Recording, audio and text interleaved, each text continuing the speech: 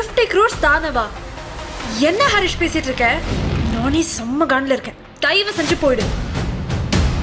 போன்னு சொன்னேன். ஹரிஷ் அலட்சியமாக பேசியதால் உச்சக்கட்ட எரிச்சல் அடைந்த சந்தனா அவனை கண்டுபிடி திட்டி விரட்ட சோகமாக அங்கிருந்து சென்றான் ஹரிஷ். ஆதியா இவன உன் பிரச்சனைக்கும் அவனுக்கும் எந்த சம்பந்தமும் இல்லாத மாதிரி போறான். இவனை தான் நீ உயிருக்கு உயிரா காதலிச்சியா? இந்த மாதிரி ஆளை நீ எப்படிதான் செலக்ட் பண்ணியோ சத்தியமா புரியல. தன் அம்மா திலகாவின் பேச்சு அவளை மேலும் வெறுப்பேற்றியது. ஹரிஷ் வீட்டோடு மாப்பிள்ளையாக வாழும் ஒரு ஏழை இளைஞன். 2 வருடத்திற்கு முன்பு சென்னையிலேயே மிகப்பெரிய கோடீஸ்வரனான மதிவண்ணன் தன் ஒரே மகள் சந்தனாவை ஒரு ரகசிய காரணத்திற்காக ஹரிஷுக்கு திருமணம் செய்து வைத்தார். மேடம், இங்க ஆபீஸ்ல பெரிய பிரச்சனையா இருக்கு மேடம். எல்லாரும் வேலை செய்ய மாட்டோம்னு சொல்றாங்க. ஸ்ட்ரைக் பண்ண போறதா வேற பேசிக்கிறாங்க மேடம். எது நடக்கக்கூடாது என்று நினைத்தாலோ அது பூதாகரமாக வெடிக்க ஆரம்பித்தது. மந்த் ஸ்டார்ட் ஆகி இன்னும் salary கிரெடிட் ஆகலன்னு எல்லாரும் கோவமா இருக்காங்க.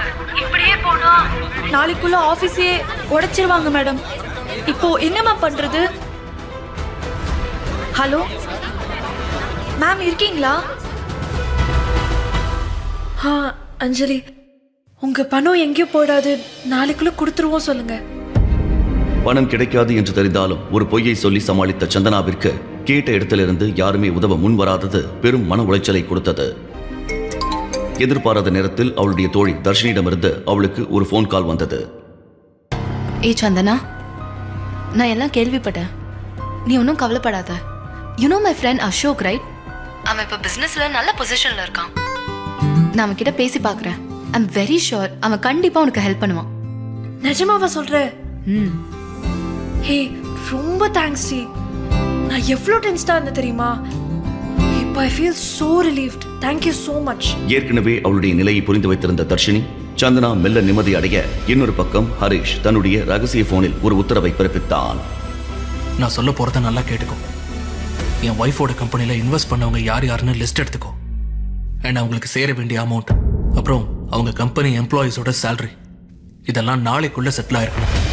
அண்ட் ரொம்ப முக்கியமான விஷயம், இதுக்கெல்லாம் பின்னாடி நான் தான் என் ஒய்ஃப்க்கு தெரியவே கூடாது.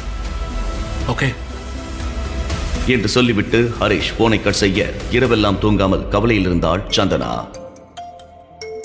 அப்பொழுது மீண்டும் தர்ஷினி அவளுக்கு போன் செய்தாள். ஹலோ, என்னாச்சு தர்ஷினி? அசோக்கிட்ட பேசுனியா? அவன் என்ன சொன்னா? பணம் தரேன்னு சொன்னானா? ஏய் வெயிட், ஜஸ்ட் ரிலாக்ஸ் சந்தனா. நான் அசோக் கிட்ட எல்லாம் பேசிட்டேன்.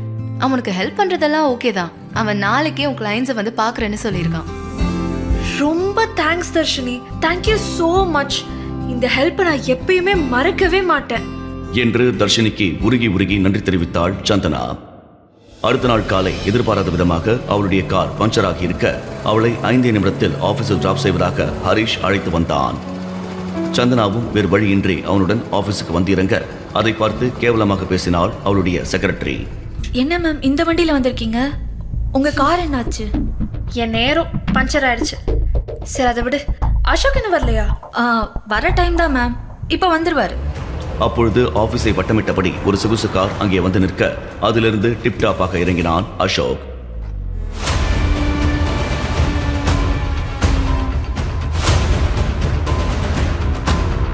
அவனை பார்த்ததுமே உற்சாகமாக வரவேற்றாள் சந்தனா. ஹாய் அசோக். ஹாய் சந்தனா. வந்து ரொம்ப நேரம் ஆச்சா? இல்ல இப்பதான் வந்தோம். அதே நேரம் ஹரிஷின் ஸ்கூட்டரை கேவலமாக பார்த்து, வாட், இந்த வண்டியா? இந்த மாதிரி வண்டியில நீ எதுக்கு வர? சொல்லியிருந்தா நானே உன்னை பிக்கப் பண்ணிருப்பேன்ல. பிக்கப் என்கிற வார்த்தையை அசோக் அழுத்தி சொல்ல அதை கேட்டு கோபமடைந்தான் ஹரிஷ். சரி, அதை விடு. அசோக், கிளைண்ட் கிட்ட எல்லாம் பேசிட்டியா? அது எதுவும் இஷ்யூ ஆகாதுல்ல? கம் ஆன் சந்தனா, நான் இருக்கும்போது நீ எதுக்கு கவலைப்படுற? அசோக் தன் மனைவியை தவறாக தொடுவதை பார்த்து கொந்தளித்த ஹரிஷ் நேராக வந்து அவனுடைய சட்டையை பிடிக்க, ஏய் கையெடு. யாரா நீ? ஆமா, இவன் யாரும் உன் பாடி கார்டா? இந்த மாதிரி லோக்கலான ஆளுங்களோடலாம் ஏன் சேர்ற நீ? எவ்வளோ தைரியம் இருந்தா ஏன் முன்னாடியே என் பொண்டாட்டி மேல கை வைப்ப? நானும் பார்த்துட்டே இருக்கேன், வந்ததுல இருந்து ஓவரா பண்ணிட்டு இருக்க. ஏய், அவளே கவலைப்படல, உனக்கு என்னடா பிரச்சனை?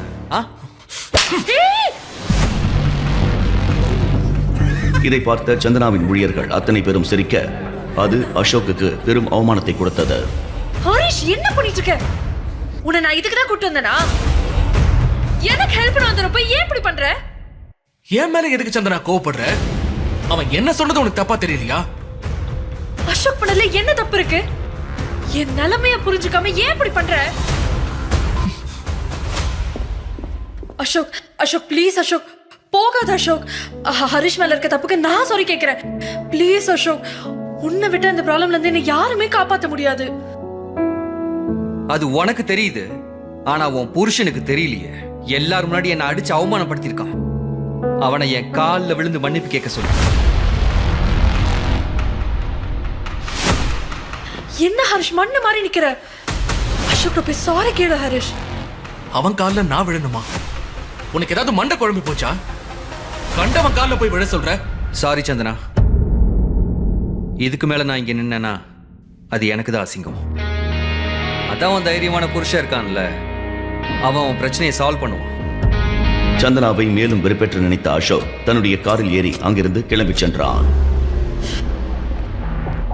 இப்போ உனக்கு சந்தோஷமா? எல்லாரும் முன்னாடி இப்படி என்ன நிக்க வச்சிட்டல? உனக்கு என்ன அவ்வளோ ஈகோ? ஒரு சாரி கேட்டா உன் பரம்பரமான போடுமா?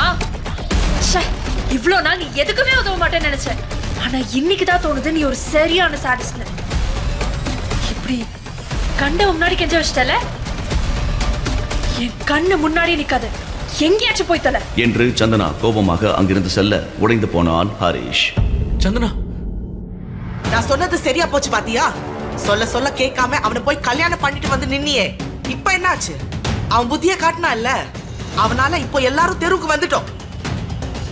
சந்தனா ஒரு நிமிஷம், நான் அசோக் கிட்ட பேசினேன். அவன் இப்போவும் உனக்கு ஹெல்ப் பண்ண ரெடியாக தான் இருக்கான். ஆனால் ஒரு கண்டிஷன், நீ ஹரீஷை டிவோர்ஸ் பண்ணிட்டு அசோக்கை கல்யாணம் பண்ண சம்மதிச்சா இப்போவே உன் பிரச்சனையை காப்பாற்ற அவன் ரெடியாக இருக்கான். அவளை எதுக்கு நீ முறைக்கிற? தர்ஷினி சொல்லறதுல என்ன தப்பு இருக்கு? அசோக்குக்கு என்ன குறைச்சல்? பணம் இல்லையா, அந்தஸ்து இல்லையா, பார்க்க லட்சணமா வேற இருக்கான். இந்த தருதலைய தலைமொழிக்கிட்டு அசோக் தம்பிய கல்யாணம் பண்ணிக்கோ. இன்னொரு பக்கம் ஏற்கனவே குழப்பத்தில் இருந்த சந்தனாவை இருவரும் மேலும் குழப்ப தடுமாற ஆரம்பித்தாள் சந்தனா. அப்பொழுது அவளுடைய கிளையண்டிடமிருந்து அவளுக்கு போன் வந்தது. வணக்கம் மேடம், நீங்க சொன்ன மாதிரியே அமௌண்ட் எல்லாம் செட்டில் பண்ணிட்டீங்க, ரொம்ப சந்தோஷம். நான் சொன்ன மாதிரியே உங்களோட ஆபீஸ் டாக்குமெண்ட், வீட்டு பத்திரம் எல்லாத்தையும் நான் கொடுத்து அனுப்பிட்டேன். அன்னைக்கு உங்களை தப்பா பேசினதுக்கு என்ன மன்னிச்சிருங்க என்று கிளையண்ட் கனிவாக பேச சந்தனாவுக்கு அது பெரும் ஷாக்காக இருந்தது. அடுத்த நொடியே சந்தனாவின் செக்ரட்டரி அவளுக்கு போன் செய்தாள். யாரோ ஒருத்தர் நம்ம ஆபீஸ் எம்ப்ளாயிஸ் எல்லாருக்குமே salary கிரெடிட் பண்ணிருக்கார் மேம். எம்ப்ளாயிஸ் எல்லாரும் ஸ்ட்ரைக்க வாபஸ் வாங்கிட்டாங்க. அதை சொல்லதான் மேம் உங்களுக்கு கால் பண்ணேன். செட்டில் பண்ணிட்டாங்களா? ஆமா மேம். இதெல்லாம் எப்படி சாத்தியம் என்று தெரியாமல் சந்தனா ஆச்சரியமாக, என்னோட கிளையண்ட் கால் பண்ணி எல்லா பணத்தையும் யாரும் செட்டில் பண்ணதா சொல்றாரு. என்னோட எம்ப்ளாயிஸ்க்கும் salary போயிருக்கு. என்ன? யாரா இருக்கும்? இன்னுமா புரியல? இதுக்கெல்லாம் காரணம் கண்டிப்பா அசோக் தான். அவ்வளோ அசிங்கப்பட்ட அப்புறமும் உனக்காக இவ்வளோ பண்ணியிருக்கான் பாரு. இந்த நிலைமையில யாரா இருந்தாலும் விட்டுட்டு தான் போயிருப்பாங்க. இப்பவாவது தெரிஞ்சுக்கோ உன்னை யாரு உண்மையா லவ் பண்றாங்கன்னு என்று தர்ஷினி சந்தோஷமாக கூற வேறு வழியின்றி அதை அப்படியே நம்பினாள் சந்தனா. இன்னொரு பக்கம் ஹரிஷ் மீண்டும் அதே ரகசிய போன் காலில் நான் இருந்தார். சொன்னதெல்லாம் அரேஞ்ச் பண்ணியாச்சுல, அப்புறம் நாளைக்கு வந்து சொதப்பிடக்கூடாது. நான் சொன்ன விஷயம் எல்லாம் வாங்கிட்டீங்களான்னு மாறி மாறி கிராஸ் செக் பண்ணிக்கோங்க. இந்த உலகத்திலே யாரும் இந்த மாதிரி சர்ப்ரைஸ் பண்ணிருக்க கூடாது.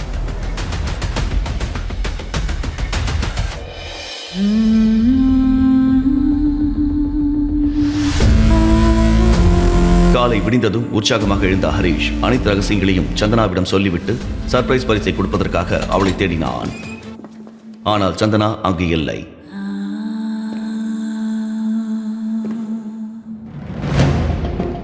போனில் அவளை அழைத்தாலும் பதில் வரவில்லை. அப்பொழுதுதான் வீட்டில் யாருமே இல்லாதது அவனுக்கு புரிந்தது.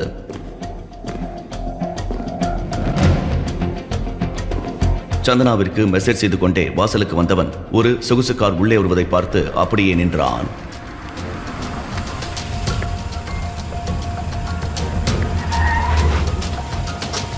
அதிலிருந்து சந்தனா, திலகா மற்றும் தர்ஷினி இறங்க அவனுக்கு ஒன்றுமே புரியவில்லை.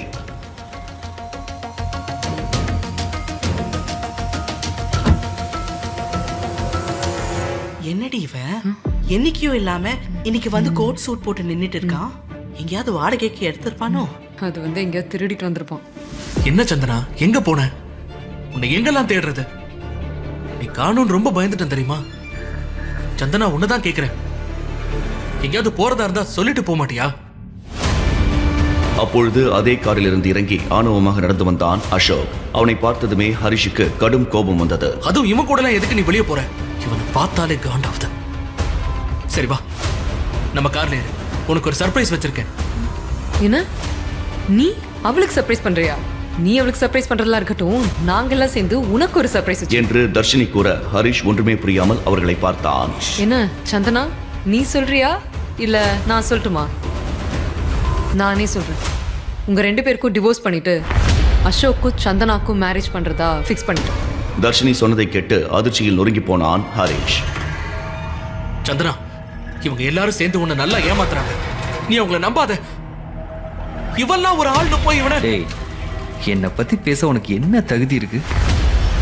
என்னோட பேங்க் பேலன்ஸ் என்னன்னு தெரியுமா உனக்கு? இந்த காரோட விலை என்னன்னாவது தெரியுமா உனக்கு?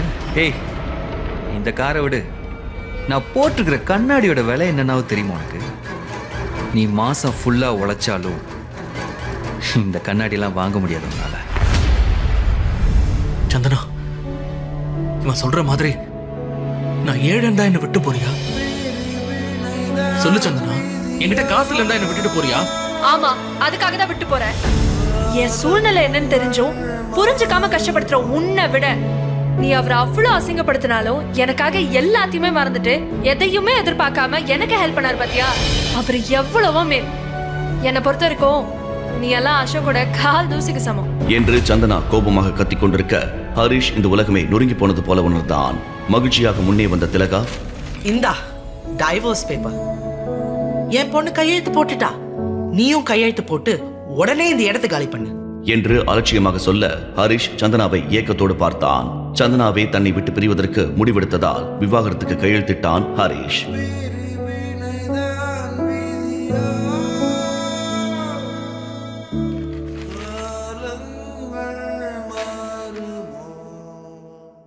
அதே நேரத்தில் பல கோடி ரூபாய் மதிப்புள்ள பெரிய சொகுசு கார்கள் அந்த வளாகத்தின் உள்ளே வந்தது. அது ஏன் என்று தெரியாமல் அசோக் உட்பட எல்லோரும் அதிர்ச்சியாக பார்க்க அந்த காரிலிருந்து விலை மதிப்புமிக்க கோட் சூட் அணிந்த நபர்கள் இறங்கினர்.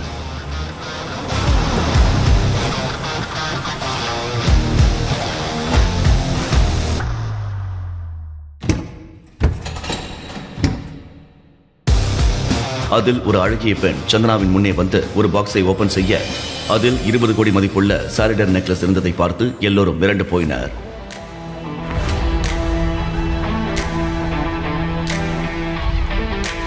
வந்தவர்களின் தோரணை இது ஹரிஷ் செய்த ஏற்பாடு என்று காட்டிக் கொடுத்தது.